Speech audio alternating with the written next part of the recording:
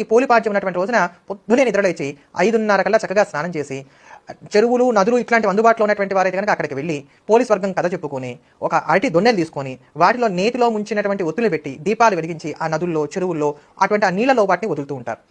దానికి అవకాశం లేనటువంటి వారు ఇంట్లోనే తులసి కోట దగ్గర కానీ లేకపోతే తాము నిత్యం పూజ చేసుకునేటువంటి దేవుడి దగ్గర కానీ చిన్నపాటి నీటి వ్యవస్థను ఏదైనా చేసుకుంటారు. అంటే బేసిన్ లాంటి వాటిని ఏమైనా పెట్టుకొని వాటిలో నీళ్లు పోసుకొని వాటిలో ఈ దీపాలు అనేవి వదులుతూ ఉంటారు. చాలా మంచిది. ఎందుకు ఇలా చేస్తారు, అసలు ఇవి ఎన్ని దీపాలు వెలిగించాలి, ఎన్ని దీపాలు వదిలిపెట్టాలి అనే దానికి వచ్చినట్లయితే కనుక ఇక్కడ మీరు ఒకటి బాగా జ్ఞాపకం పెట్టుకోండి.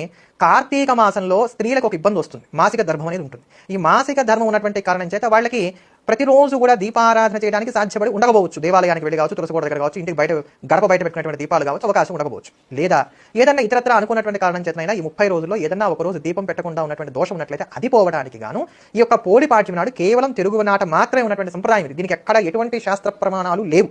ఇది సంప్రదాయంలో ఉన్నటువంటి అంశం.